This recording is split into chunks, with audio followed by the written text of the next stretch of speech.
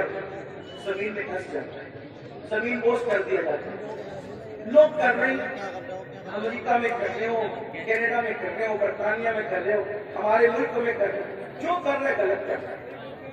میں ان کی تائید نہیں کر رہا کیونکہ وہ میرے سامنے ہے نہیں، میں اس سے کوئی بات نہیں کروں. میں بات تو آپ سے کروں گا کیونکہ آپ میرے سامنے بیٹھے. جو سامنے نہ ہو اس سے بات کرنا بیوقوفی ہے. جب وہ سامنے ہوں گے تو توفیق دے گا، ان سے بھی بات کریں گے، لیکن آپ سے بات کریں گے. مگر ان سے بھی دو جملے کہتا ہوں اس لیے کہ دیواروں کو کان ہوتے. اللہ کرے ان دیواروں کے کان کے ذریعے کسی کے کان تک بات پہنچے. لوگوں کو پتا ہونا چاہیے کہ جو چونٹی کا گھر اجاڑے، چونٹی کا، اللہ چونٹی کا گھر اجاڑنے والوں کے بھی گھروں کو ویران کر دیتا ہے. انسان کے گھروں کے دشمن نہ بنو. اگر تم کسی کے نشیمن پہ بجلی گراؤ گے تو اللہ تمہارے نشیمن کو بھی خاک میں ملا دے گا. طاقتور تم نہیں ہو، طاقتور صرف اللہ ہے. جس وقت یزید نے حکومت کے نشے میں حسین کا گھر اجاڑا تو یزید توڑ دو یار.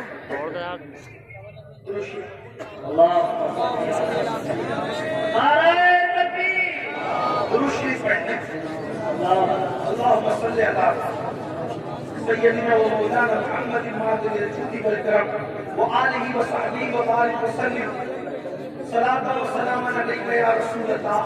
تو یزید خوش تھا، میں نے حکومت کے نشے میں حسین کا گھر اجاڑا، پورا گھر کاٹ دیا. اب حسین کی نسل نہیں رہے گی. میرے لیے راستہ کلیئر ہو گیا. جو میری راہ میں رکاوٹ بن رہا تھا میں نے سب کو کاٹ دیا. لیکن وہ 8 12 یا 14 بیٹوں کا باپ تھا. یزید 8 12 3 رہتے یا 14 بیٹوں کا باپ تھا اور ہٹتے کٹتے بیٹے رکھتا تھا. اور حسین کی نسل کے بارے میں اس کو یہ خوف تھا کہ میری حکومت میں جو چیز رکاوٹ ہے میں نے ختم کر دیا. مگر قدرت نے بتایا یزید تو طاقتور نہیں ہے، طاقتور اللہ ہے. 14 بیٹے چھوڑ کے مرا تھا، آج نسل نظر نہیں آتی. حسین ایک بیمار چھوڑ کے گئے، کوئی محلہ نظر نہیں آتا تھا حسین کی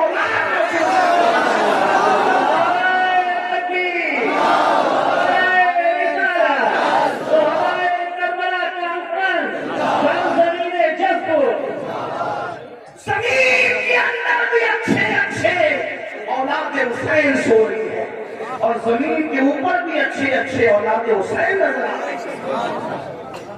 تو آج سے یہ کر رہا تھا، لیکن جو لوگ کرتے میں ان کی تائید نہیں کرتا. آپ مگر سنیں کیونکہ میرے سامنے آپ کے گھر خطرے میں، دن میں گھر اونچا دکھتا ہے، پیچھے بام میں ختم ہو جاتا ہے. اور کیا اس کی حدیث سنیں. آج سے 1450 سال پہلے گھر اجڑنے، گھر بکھرنے، گھر دھسنے، زلزلے آنے یا کسی کا گھر ٹوٹ جانے کی وجہ بیان فرمائی.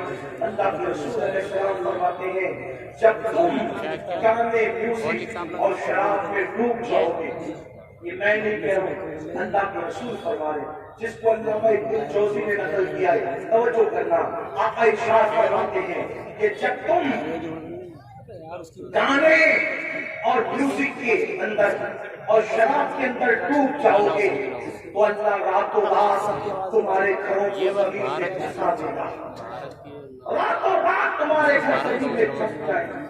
آج 16 17 سال کی عمر کے میرے نوجوان فلم دیکھ کر، سیریل دیکھ کر نشے کی طرف جا رہے ہیں، میوزک کی طرف جا رہے ہیں. سینما فیشن ہو چکا ہے. امام حسین اسی کے خلاف تو کھڑے ہوئے تھے. اگر یہ سب کرتے ہو تو حسین ہی نہیں ہو تم چاہے جو بن جاؤ. میں کسی ایک کو نہیں کہہ رہا ہوں، اپنے آپ میں ڈوب کر سوچو. اگر مسجد کو تم نے ویران کر دیا، اللہ کے گھر کو ویران کر دیا، فجر کی نماز میں سوتے پڑے ہو تو آپ 7 سمندروں کا بھی شربت بنا لو.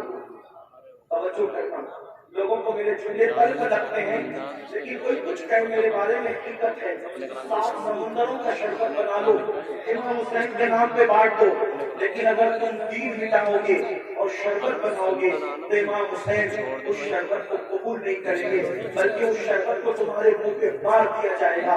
لیکن اگر تم نے بالفرض ساری زندگی شربت بنایا بھی نہیں، شربت پلایا بھی نہیں، حتیٰ کہ شربت کا نام بھی نہیں لیا، لیکن امام حسین جس دین کو بچانے چلے تھے، اگر اس دین کی حفاظت کے لیے تم نے قربانی کی تو امام حسین قیامت میں تمہیں سینے سے لگائیں گے۔ میرے عزیز، میرے بھائی، آؤ امام حسین کے مشن کی طرف توجہ کریں۔ کون سے یہ کر رہا تھا؟